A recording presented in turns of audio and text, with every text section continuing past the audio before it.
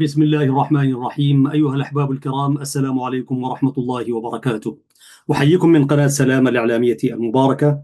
أنا أحمد الشريف، راجيا لكم أن تكونوا دوما في أمان الله وحفظه.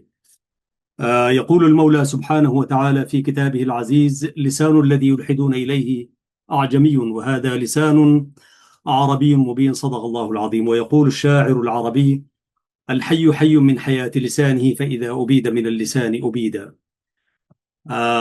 هكذا دوما أبدأ معكم الحلقة أيها الإخوة والأخوات، راجيا أن تكونوا دوما في أمان الله وحفظه. هذه الحلقة رقم 217 بحمده تعالى في برنامج مع اللغة العربية من هذه القناة الحرة المباركة.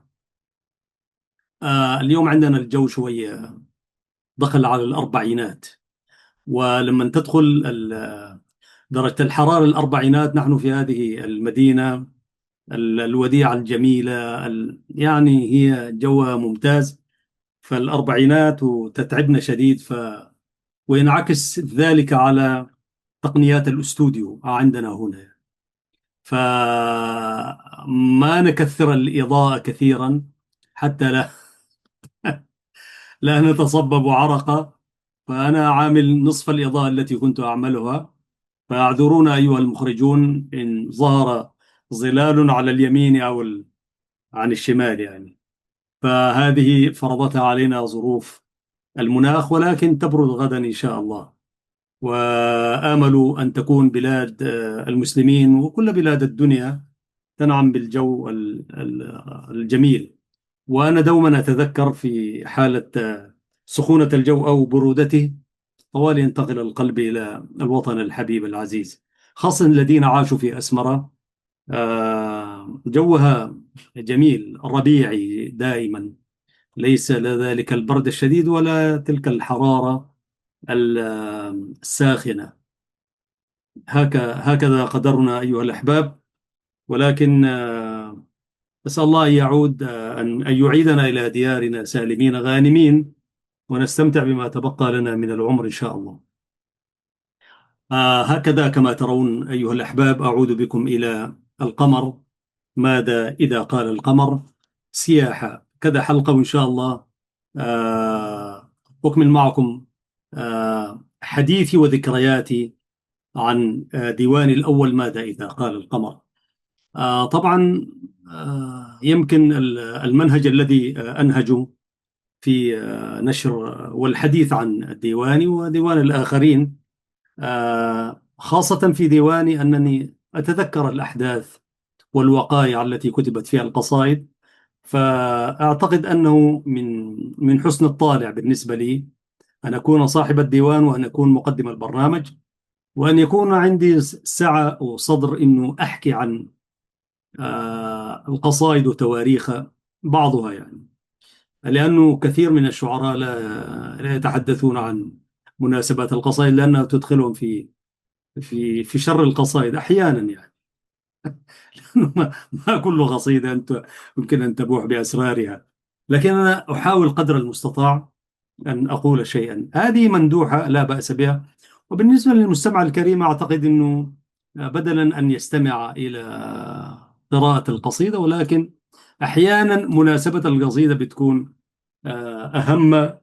ليس أهم طبعا، ليس هنالك أهم من الشعر إلا القرآن الكريم والحديث النبوي الشريف. هذه قناعتي أنا. يأتي الشعر بعد القرآن والأحاديث النبوية الشريفة في مكانة اللغة أو موقع الشعر في اللغة العربية.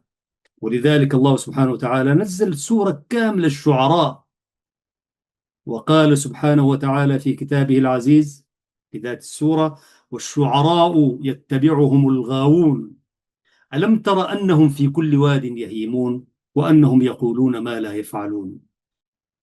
الغالبية من البشر والمسلمين يقفون عند هذه الآية أو عند هذا المقطع من الآية، وعلما بأن الآية مكملة بإلا أداة استثناء، والمستثنى هذا لا بد أن تجيبه في الآية، وإلا لن يستقيم المعنى. لا في القرآن ولا في الأحاديث النبوية الشريفة. فإلا الذين آمنوا وعملوا الصالحات وذكروا الله كثيرا وانتصروا من بعد ما ظلموا وسيعلم الذين ظلموا أي منقلب ينقلبون. ولحكمة وضعها هذه الآية التي ضبطت حركة الشعر في المنظومة العربية، ضبطتها في نهاية الآية. نعم عزيزي المشاهد، كنت أقول إنه آية الشعراء أو الآية التي ضبطت حركة ورؤية الشعر ورؤية الإسلام في قضية الشعر والشعراء، جاءت في نهاية السورة لحكمة. والبداية والنهاية، طبعا القرآن الكريم ليس كالقصص والروايات، نحن نقص عليك أحسن القصص بما أوحينا إليك في سورة يوسف. ولكن كطبيعة بشرية، القرآن هو كلام الله سبحانه وتعالى، ولكن كطبيعة بشرية الناس الآن يحفظون بداية السور ونهايات في الغالب، يعني لغير أولئك الذين اختارهم الله من بين خلقه أن يكونوا من خاصته وحفظوا من القرآن كله ثلثه ربعه وهكذا. لكن بما أننا نتحدث عن الشعر والشعراء، كون الآية التي تعتبر دستور الشعر في الإسلام جاءت في نهاية سورة الشعراء، حتى ما الشعراء ينتبهون إلى ذلك. فلا يستقيم المعنى إذا وقفت ألم ترى أنهم في كل واد يهيمون وأنهم يقولون ما لا يفعلون. معقولة؟ فلا بد أن تكمل إلا الذين آمنوا وعملوا الصالحات. وأستاذنا فراج كان يقول شعراء الشعر مظنة الغواية، غواية الانفلات هذا، إلا من تدرع بدروع ثلاث، وهي الإيمان والعمل الصالح وذكر الله كثيرا.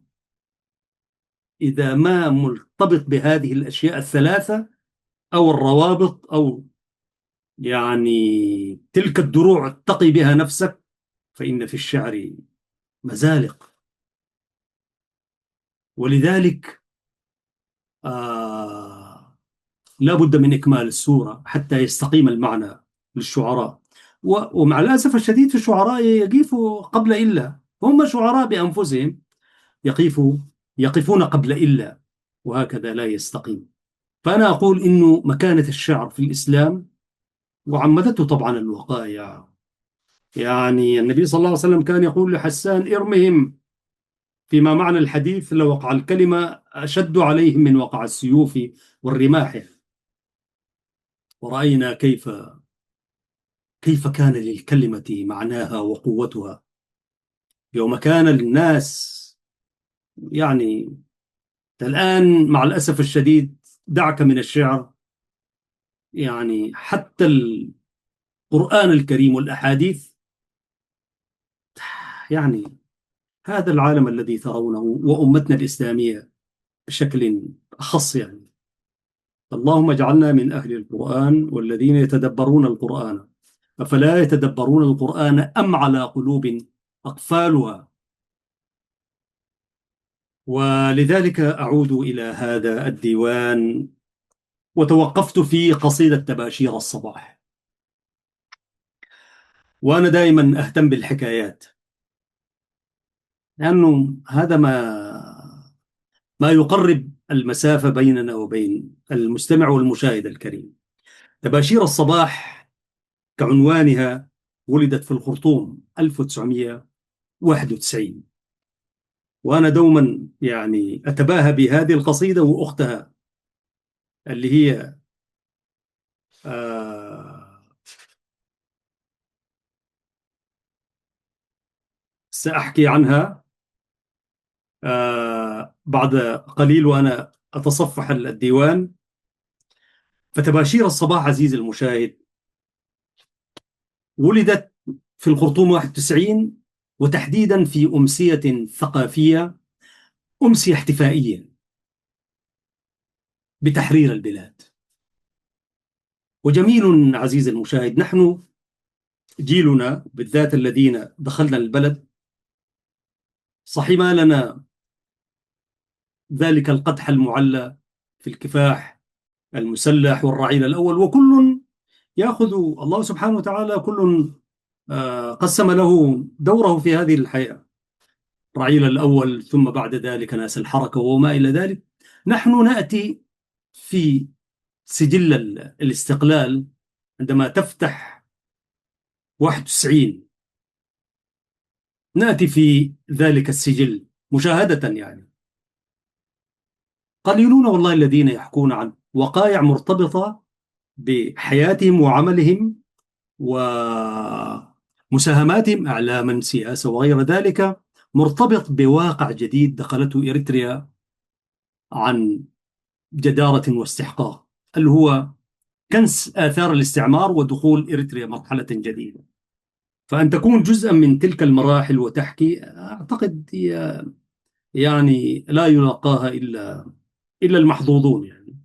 وفيها وجع كذلك، هي حظ ووجع في نفس الوقت.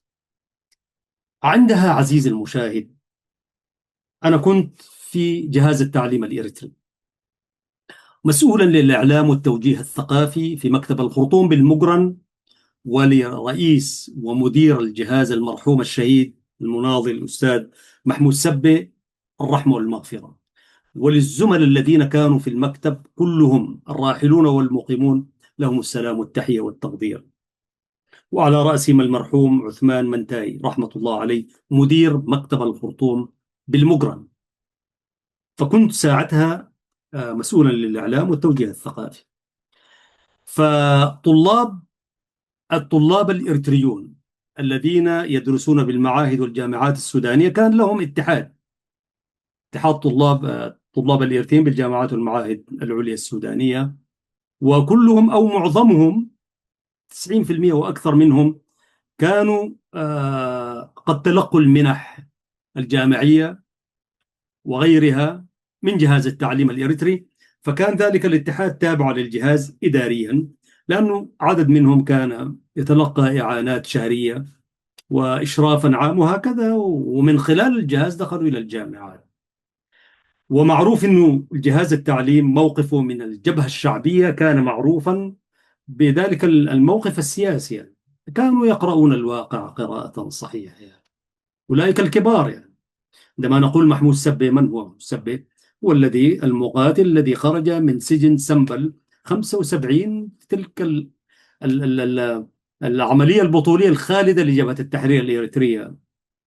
1000 وشيء معتقل سياسي أخرجتهم الجبهة من غياهب سجون الاحتلال الإثيوبي. فرجل سياسي من الدرجة الأولى، ولذلك كان يعرف ما ستؤول إليه الأمور يعني. وها نحن شهداء على ذلك، بل كل الشعب الإريتري شاهد على ما آلت إليه الأمور. فالجهاز سياسيا كان عنده موقف من الفكر الذي يقود الجبهة الشعبية لتحرير إريتريا، بطولاتها وشيء آخر، لكن في الفكر السياسي الذي تقود ذلك التنظيم إلى تاريخ، هذا التاريخ وحتى تاريخ. فكان عنده موقف معروف ومعلن.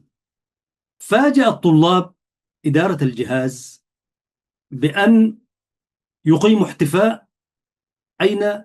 في جامعة الخرطوم. ففي جامعة الخرطوم احتفاء بدخول الجيش الشعبي تحرير أسمرة وتحرير البلاد من أولها إلى آخرها، أرضها وسماءها وبحرها وكل شيء. فطرحوا فكرة إنه احتفاء، يعني احتفاء خطابي، والجهاز رحب. موقف الجهاز شيء آخر والطلاب ديل شيء آخر، بل أكدها الجهاز دعما وإيمانا بأن هؤلاء الطلاب لهم واجب والتزامات تجاه الوطن. فوافق حتى أن تدخل أول قافلة طلابية إلى إريتريا. برضو القصيدة دي فيها تلافيف تلك. بل منحهم مبلغا ضخما آنئذ، 600 ألف جنيه سوداني، أكثر من نصف مليون جنيه سوداني في ذلك الوقت 91 شهر 11. أنا أزعم فأقول إنه وزارة المالية لحكومة السودان حينئذ، نظام البشير في بداياته، فك الله أسر البشير ورفع عنه يعني ثقل السياسة وأخواتها. أشك وأزعم أن وزارة المالية آنئذ لم يكن في خزانتها ذلك المبلغ الذي تبرع به الجهاز للطلاب لينظموا قافلة طلابية تدخل رغبة استجابة لرغبتهم وليس رغبة الجهاز، وللتاريخ أقول ذلك. فأعطاهم 600 ألف، وأنا كنت مسؤول الإعلام والتوجيه الثقافي، كنت على علم بذلك المبلغ، بل في الاستلامة لا بد أن يكون عندي علم في استلام الأشياء التي سيقومون بها، شراء أدوية، شراء أشياء، بوسترات، كتابات وما إلى ذلك. يعني تحول المكتب إلى ورشة عمل ليل نهار. والطلاب، أعود إلى أمسية الاحتفاء. الطلاب كان عندهم وعي، ولعدد هائل منهم السلام والتحية، على رأسهم البشمهندس مؤمن صديق، صديق مؤمن، والدكتور أحمد دين صالح، وعبد الحكيم محمد، آه، يعني أخونا وقريبنا، آه، ومجموعة كبيرة نيرة يعني. طال الزمن، أنا أحكي عن 35 سنة. سبحان الله، لك الحمد يا رب إنه الذاكرة حية الآن لحد الآن. فقدموا رسالة إلى مكتب الجبهة الشعبية في الخرطوم لتلك الاحتفاء لذلك الاحتفاء والأمسية في جامعة الخرطوم. وكان آنئذ في مكتب جهاز الجبهة الشعبية أو مكتب الجبهة الشعبية بالخرطوم الأخ العزيز حامد حمد، وكان طبعا برضو المناضل العزيز الشهيد حيا وراحلا محمد علي عمر، كان بمكتب الخرطوم. فاستقبلوا سلمت الدعوة لمكتب الخرطوم، فجاء حامد حمد وأنا أراه لأول مرة. وحقيقة أنا لا أصنع بطولة. أنا عندما دخلت الجامعة كنت طالبا جامعيا تابع الشأن الإريتري من قريب وبعيد، لا أعرف مكتب الجبهة الشعبية في الخرطوم، ولا أعرف مكتب الجبهة في الخرطوم، ولا التنظيم الموحد، ولا أي شيء. أنا رجل كنت بوكش، يعني شايف دراساتي وأكاديمياتي والثقافة وهكذا، والأمسيات الثقافية صالون فراج وغيره وغيره، تمام مع الواقع السوداني طولا وعرضا، يعني ثقافيا وسياسيا وهكذا. لكنه تابع الشأن الإريتري باعتباره إريتري، لكن لا أعلم أين مكتب أولئك ولا هؤلاء.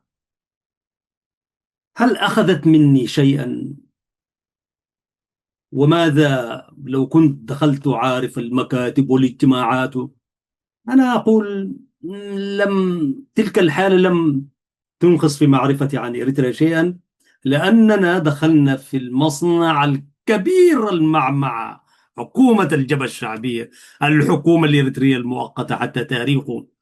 وفي التجربة الواقعية أكثر من أن تزور مكتب تابع للمكتب الفلاني التنظيم الفلاني، مكاتب الحكومة من أولها لآخرها سحنا فيها 17 عاما. أنا مرة ضربت كم أي يوم وجدتها 1000 وشيء ليلة قضيتها في إريتريا، واعيا بحمد الله تعالى، شاهد الصالح والطالح والحق والباطل والليل والنهار والظلم والظلمات وكل شيء، كل شيء يعني بوعي تام والحمد لله. ولذلك تلك الزيارة لم يعني أقول عوضتني عما فقدته أيام الطلبة، وخيرا الحمد لله. يمكن ما كنا أنجزنا في دراساتنا وحققنا ما حققنا والحمد لله، يعني لأن السياسة مشكلة يعني. ففي الثقافة كنا نسبح في بحور الثقافة والسياسة السودانية والعالمية والإسلامية وهكذا، وفكر. والحمد لله، فدخولنا لإريتريا 91 لحد 2008 بأثر رجعي عرفنا الواقع كله، ماذا كان يقول هذا وذاك، وقرأنا التاريخ وأصبحنا جزء من التجربة التي أحكي عنها اليوم. فشرف الاحتفال حامد حلمي، له السلام والتحية، وأرجو أن يرى النور، وإذا رحل له الرحمة. هو تبع المجموعة، مجموعة ال15، ودخل المجموعة عن قناعة وعن بإصرار. هو أحد الذين قالوا له: يا رجل أرجع. قال: والله لن أرجع، أنا دخلت هذا التنظيم عن قناعة، والآن لي رأي في هذا التنظيم وصيرورة عمله عن قناعة. وتمسك إلى أن دخل مع المجموعة. كان رجلا شهما وعزيزا ومحترما، يحترمنا ونحترم ونبادل الاحترام. نحن لم نجد من هذه المجموعة الاحترام الذي يليق بمكانتنا كناس إعلاميين وإريتريين ومسلمين. والله لم نجد من كلهم، لكن عدد يعد بالأصابع كانوا يبادلون الاحترام والتقدير. وهكذا حامد يأتي في تلك القائمة القليلة جدا، يعني قائمة ربما ما لا أحصيها ولا أعددها، ولكن والله لا تتجاوز من 10 إلى 20 تقريبا، يعني الذين كانوا يبادلون حبا بحب واحتراما باحترام، وكنا نبادلهم ذلك الاحترام الذي يليق به. فحامد حضر الأمسية، وأنا كلفني السيد محمود أن أكتب كلمة الجهاز، وما كنت أحسب أنني سألقيها. فكتبت الكلمة باسم جهاز التعليم، وهني طبعا أنا عارف السياسة وهكذا، فأهني الجيش الشعبي والشعبية. كنت يعني أنا عارف موقف الجهاز وهكذا، وفي نفس الوقت أنا مبسوط ومرتاح من التحرير يعني. والجهاز لم يكن برضو غاضبا، كان عنده رأي، بس يعني مجرد رأي سياسي، لكنه كما قلت. فكتبت كلمة، وأستاذ محمود ناداني قال لي أكتب كلمة احتفاء للجهاز. كتبت الكلمة وجبتها له مطبوعة، وما كنت أحسب أنه أنا يعني سألقي الكلمة. أعطيته إياها، قرأها، خطيت له وطلعتها، مشيت مكتبي فقرأها وندها علي. فجيت قال لي: ممتاز، كلمة متزنة كويسة. الحمد لله، شكرا أستاذ محمود. فقال لي: آه، ستأخذكم السيارة وتمشوا هناك. قلت له: من الذي سيقرأ هذه الكلمة؟ أنا افتكرت رئيس الجهاز سيمشي يعني، أو مدير المكتب على الأقل، الأستاذ عثمان مثلا. قال لي: أنت ستذهب، أنت تمثل الجهاز، أنت بعد الآن مما أصبحت مسؤول الإعلام والتوجيه الثقافي، أنت الناطق الرسمي للجهاز. طبعا لا أذيع سر إذا قلت إنه ارتحت. أنا برضو شعرت بما يشعر به أي إنسان يكلف بمهمة. هذه مهمة تاريخية. أنا سألقي باسم الجهاز رغم موقفه، سألقي باسم الجهاز عن دخول الجيش الشعبي، دخول الثوار، دخول إريتريا، تحرير البلد. فهذا شأن عظيم يعني، ولا يلقاها إلا الصابرون هنا وهناك يعني. الحمد لله. فأخذت كلمتي مع الأستاذ. كان ساعتها سواق القائد لركب الأستاذ محمود سبه، أخونا صالح، كان عايش في الحاج يوسف، له السلام والتحية. كان رجل ظريف يعني، من أبناء دكم حرية وعدقيح يعني. له السلام والتحية، رجلا مشعرا وبشوشا أبو نظارات، جميل والله. بصراحة أنا أسلم عليك يعني. فقاد السيارة، وبسيارة الأستاذ محمود دخلنا إلى ردهات جامعة الخرطوم، حيث في مكان مفتوح عام كده، يعني الجو حار زي حرنا هذا.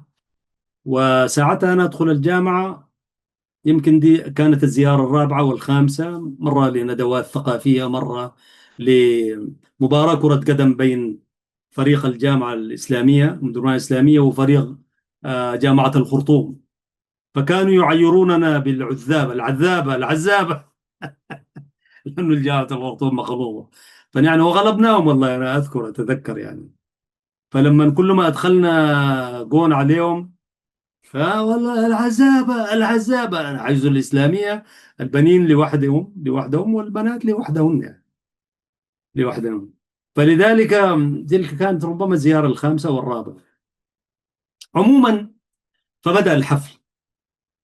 فبعد الافتتاح، وفكرة جيدة يعني، إنه شوف طلاب الجهاز ينظمون الأمسية و و و ويتيحون الكلمة الأولى لمسؤول الجبهة الشعبية أو ممثل الجبهة الشعبية من السفارة، اللي هو الأستاذ حامد حميد. فأعطي الفرصة الأولى، مع أنه ممكن كان يعطوا الجهاز، لكن برضو تقدير واحترام جميل. هذه الدولة والجهاز ما ليس دولة يعني. عموما أستاذ حامد حميد أنا لأول مرة أراه فصيح اللسان، ناطق جيد وأي حاجة. بعدين سألت منه، والحقيقة أنا ما استفسرت عنه كثير، لأنه أخذ خطوة كده ما خلتني. وده الشعبية دي. لو لحق الجهاز يكون يعمل الموقف ذلك. أنا قلت في نفسي، بعد ذلك عرفت. لكن لفت انتباهي أنه قراءة سليمة، رجل من مواليد مدينة القضارف يعني، رجل وفصيح وعربي أكثر مننا نحن. نحن مواليد أسمرة ومواليد القضارف يعني. ولكن للمعاهد دورها في عكس الأمور كثيرا يعني. لكن كان رجلا سياسيا فصيحا، فصيح اللسان، حضور بهي، ووجهه مشرق، ووجيه مبتسم وهكذا، ورجل يعني ظريف يعني، ولبيس كمان والله، جلابس مهندم يعني. فألقى كلمته. مع نهاية كلمته أذن الأذان أو حان صلاة المغرب. فرفعت الجلسة وأعلن، فقيل إنه سنعاود الاحتفاء والاستماع إلى الكلمات بعد أداء صلاة المغرب. فانصرفنا، صلينا، ما أذكر هل صلينا في نفس المكان ولا انزوينا في، على كل صلينا والحمد لله. فعدنا. بعد العودة كانت الكلمة المباشرة مباشرة بعد العودة كلمة جهاز التعليم الإريتري. فطبعا أنا تفرست وشفت وهو الكلمة وعرفته، وده ممثل الجهاز وحيكون ممثل الجبهة الشعبية أو مندوبا في الاحتفاء وحيكون موجود. فإذا به تلفت يمنة ويسرى فلم أجد حامد العزيز. فتعجبت أنا يعني، قلت وين ونحن قاعد نلقيها لهم يعني، طلابنا ديل ما نحن في المكتب نتحدث إليهم صباح مساء. لا، أدبيا ينبغي كان أن يجلس أخونا حامد.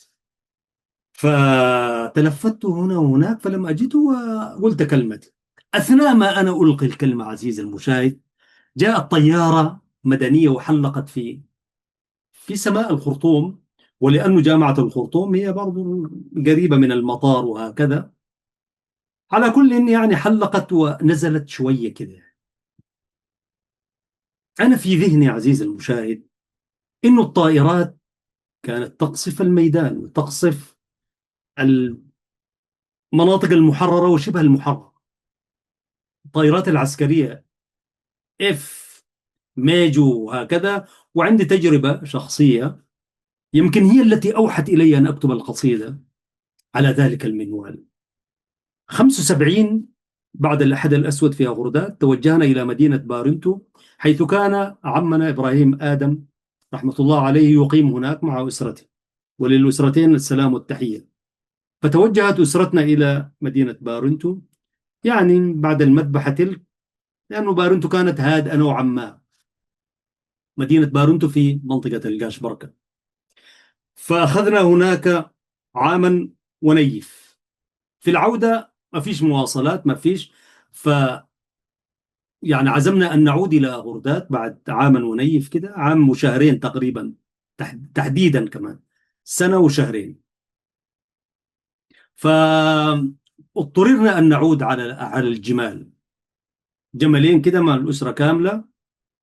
ففي الطريق بين أغردات وبارنتو، مسافة طويلة طبعا، لأنه تأتيها تتحرك اليوم، تصل اليوم بعد الثاني يعني في اليوم الثالث تدخل، لأنه الجمل يمشي بالراحة وينتظر وهكذا يعني. فجاءت طائرتين حربيتين ونحن في الطريق، في مخيلتي ذلك وأنا ابن كم 12 13 سنة وأقل يعني.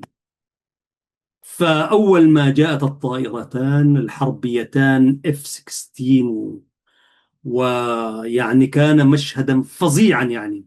وانت صوت الطائرة اول ما تديك يعني ظهرها، الصوت ذلك صوت مرعب. فكانوا قائد الجمل صاحب الجمل وهناك مرشد معه. فأول ما سمعنا الطائرات حلقت طائرتان، فطوالي وقف الجمل وأبركه يعني، وفك منه الحاجات وقال لنا افرنقوا كل يذهب إلى سبيله. الست الوالدة كانت موجودة معنا رحمة الله عليها، والأخوات يعني، الله يرحم الوالدة رحمة الله عليها. فكل ذهب إلى سبيل، يوم يفر المرء من أخيه وأمه. والله أنا شاهدت ذلك المشهد. كل منا انزوى في زاوية كده، والزاوية تحت شجرة أو حفرة كده ما مفهومة يعني.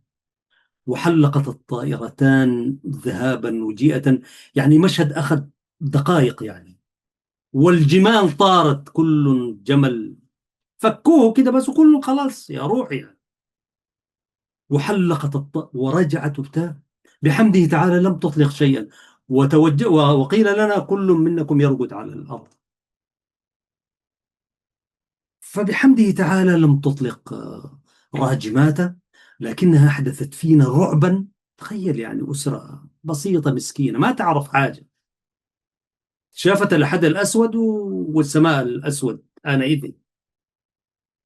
فتفرقنا أيدي سبأ، ولم نلتقي إلا بعد ما. وطبعا الدوي، والله أنا شفت كأنه في غبار كمان، يعني لما تولي تعطيك ظهرها ذلك الصوت، يعني صوت رهيب. وربنا سبحانه وتعالى في قوم يعني دمرهم بالصوت، صيحة واحدة في الآية المذكورة.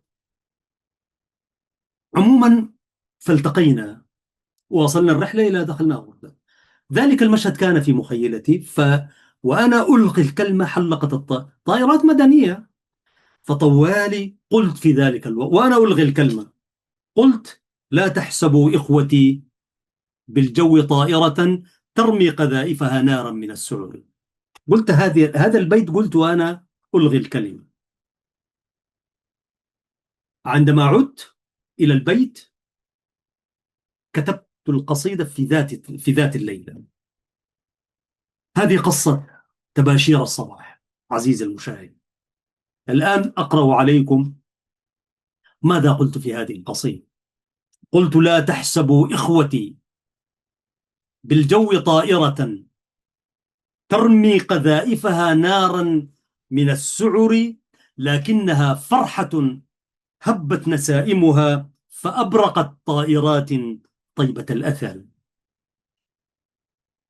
لكنها نفحة هبت نسائمها فأبرقت طائرات طيبة الأثر، جاءت تذكرنا بؤسا ألم بنا، ظلما طغى وبغى في البدو والحضر.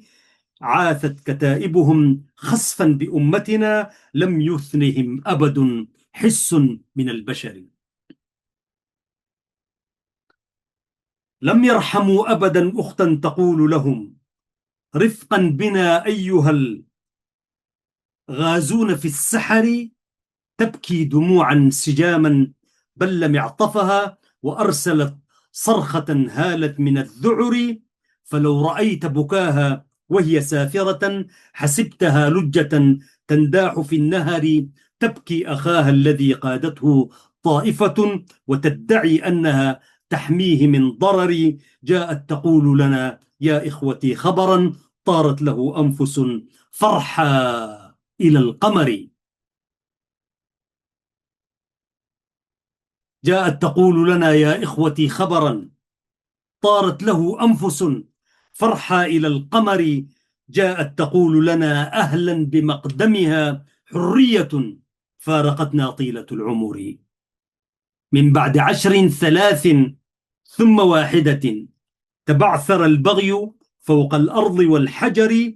فالأرض مرقدنا والغاب خيمتنا أما القذاء فأوراق من الشجر.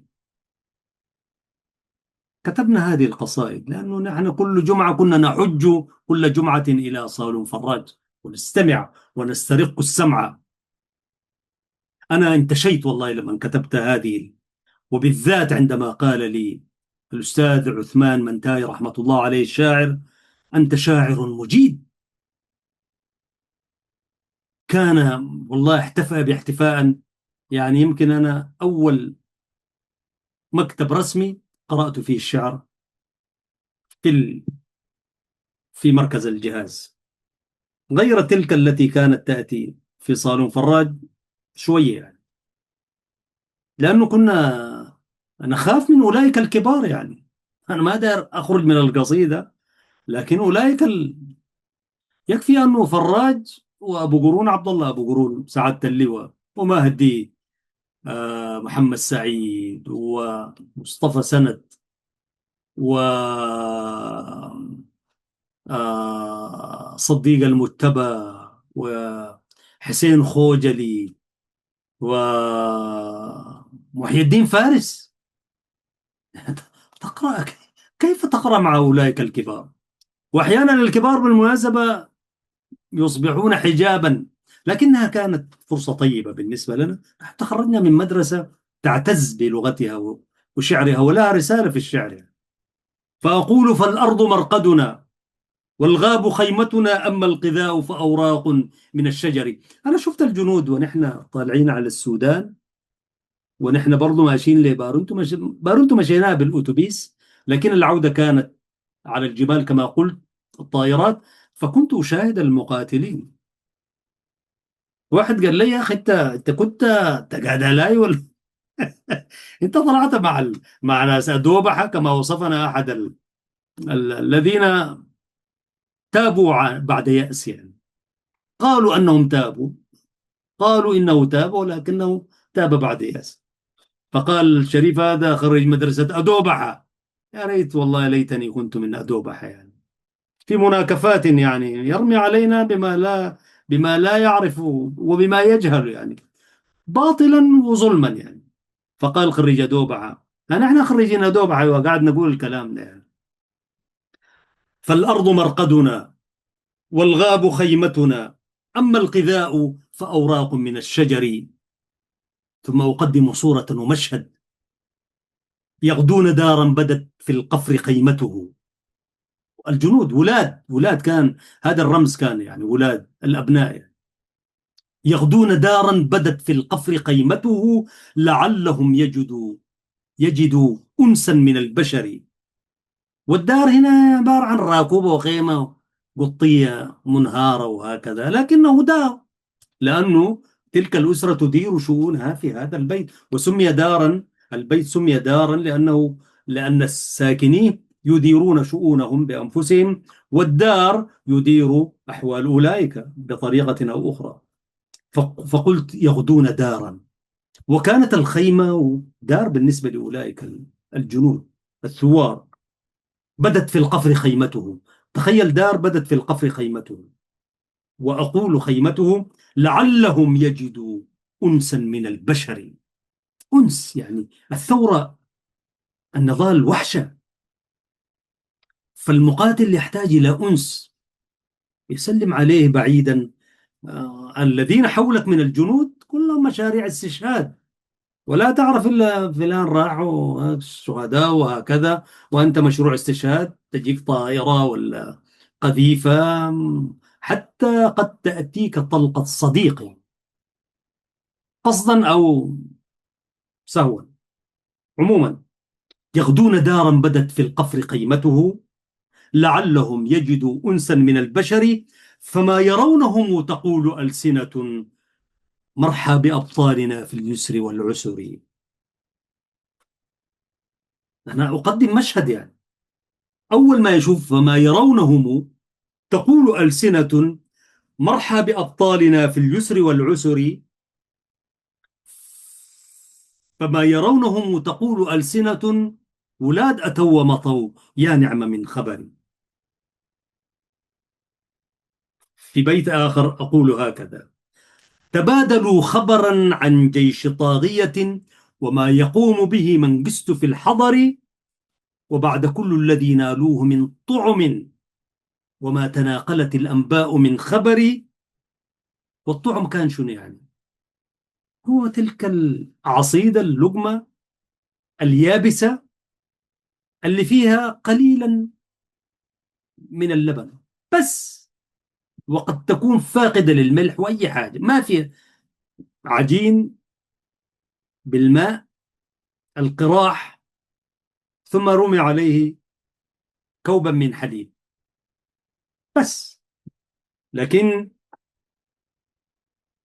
وبعد كل الذي نالوه من طعم، ذلك القليل بالنسبة للمقاتل الذي يود أن يعني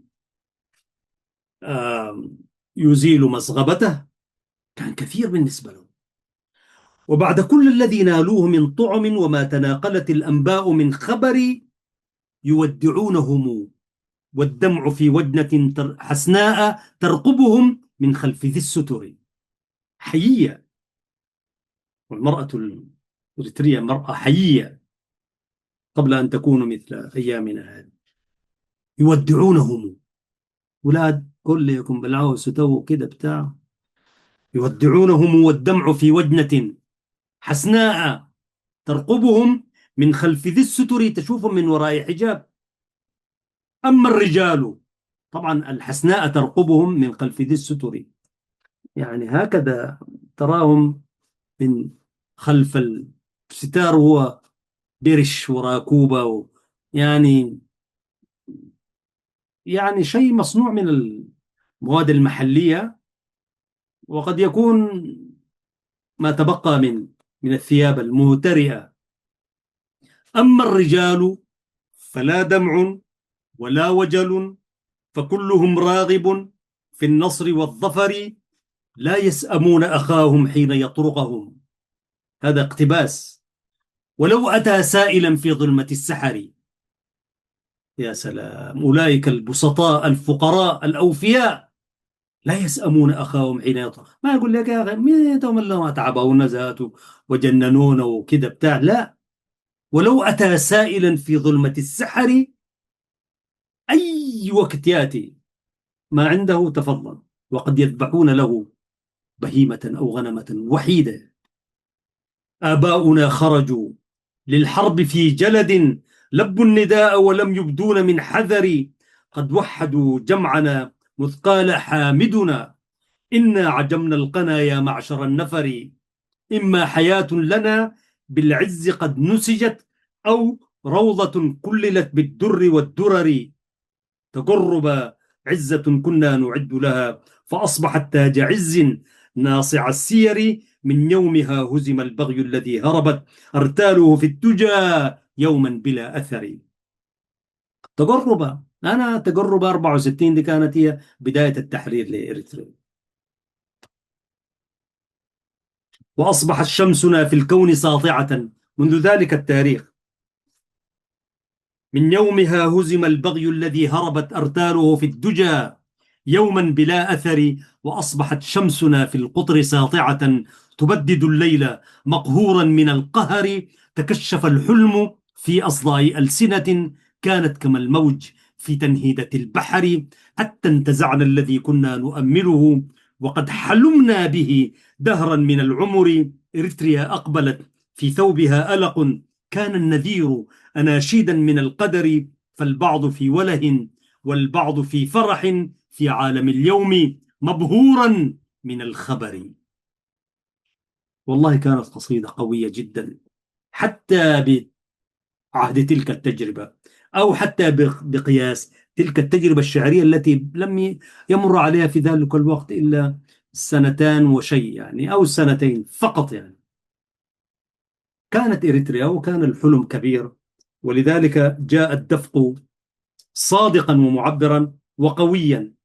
عزيزي المشاهد وعزيزتي المشاهدة، طبعا قرأت القصيدة في المكتب، وقرأتها لأول مرة في جمع كبير 91.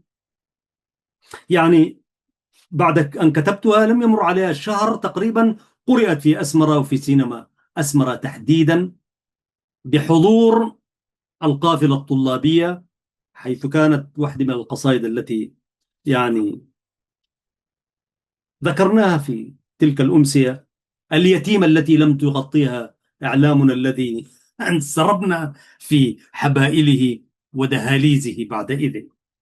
فحضر من الزملاء الإعلاميين أصدقائي الذين كنا نعرفهم قبل أن ندخل إلى أسمرة من أبناء غردات وغيرها، وحضرها عيون النظام. وكانت الأمسية أمسية مشهودة، شعر كله يفتتح بالقرآن الكريم. القافلة الطلابية جاء من السودان يعني. فلم ينشر خبر في وسائل الإعلام القافلة الطلابية أقامت أمسية. يا أخي نحن عندما دخلنا الإعلام، خليك قافلة طلابية تشق الصحارى وترش الجثامين الجنود الإثيوبيين مقطعة رؤوسهم. والله شاهدنا رأسا مقطوعة ويدا مبتورة ورجلا، يعني الطريق كله كان مفروش بالجثامين يعني. حقيقة يعني تلك حروب دفع ثمنها أولئك الجنود.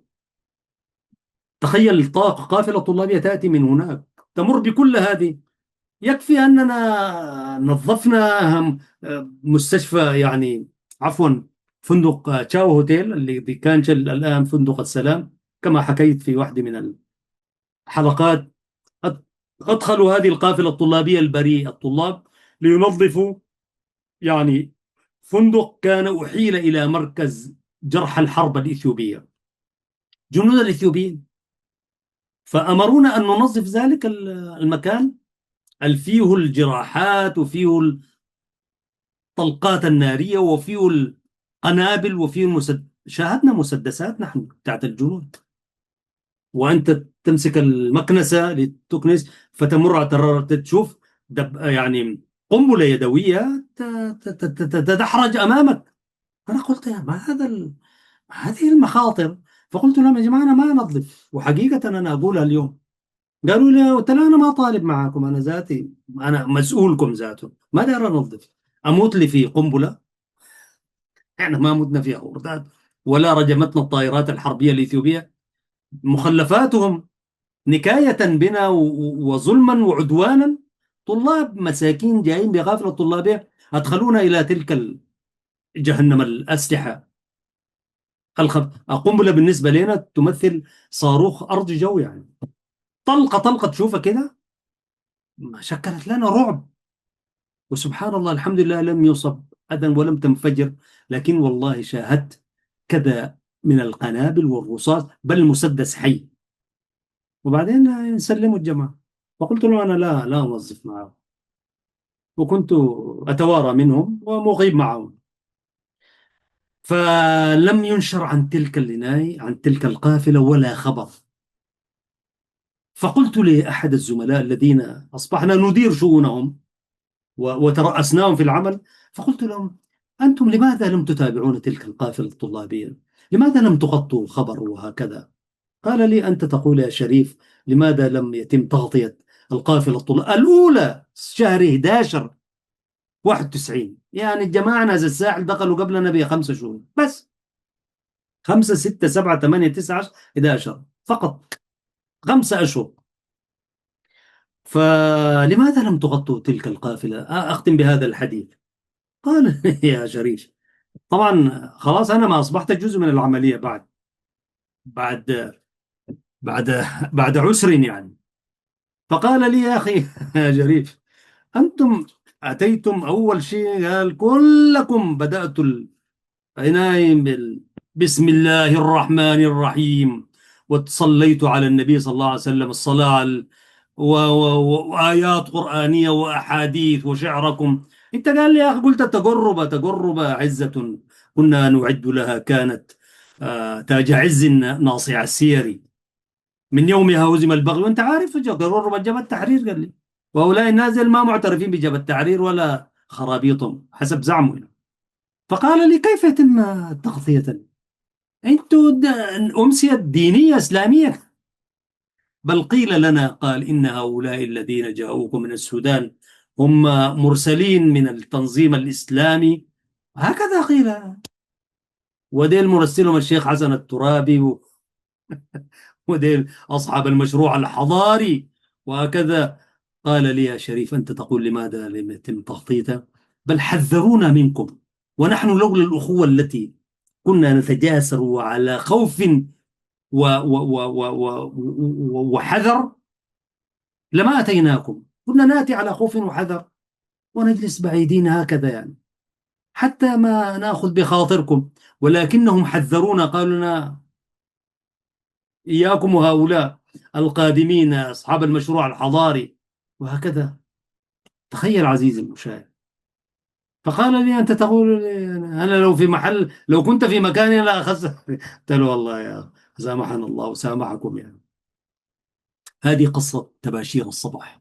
سأتوقف هنا عزيزي المشاهد، على أمل اللقاء بكم في الحلقة المقبلة إن شاء الله. آمل أن تكونوا يعني وجدتم شيئا مما أهز فيكم وأحدث عندكم لذة فنية، لأن الشعر الذي لا يحدث هزة أو لذة فنية عند السامع والقارئ فليس خليقا أن يقال له شعر، ولكن هي بين هذا وذاك، هي بداية التجربة يعني. ولكن أبعد من الشعر الحيثيات التاريخية التي أحكي عنها. يقول المولى سبحانه وتعالى في كتابه العزيز: لسان الذي يلحدون إليه أعجمي وهذا لسان عربي مبين، صدق الله العظيم. ويقول الشاعر العربي: الحي حي من حياة لسانه، فإذا أبيد من اللسان أبيد. كنت معكم أيها الأحباب من قناة سلام الإعلامية المباركة، معد ومقدم البرنامج محدثكم أحمد شريف، وكان معكم في إخراج هذه الحلقة بالثوب الذي يليق بمقاماتكم المشرفون والإداريون والإخوة الأعزاء الذين يسهرون ويعملون. أسأل الله أن يعطيهم أجر ما يقومون به. حتى نلتقيكم جميعا وإياهم، أتمنى لكم أن تكونوا دوما في أمان الله وحفظه، والسلام عليكم ورحمة الله وبركاته.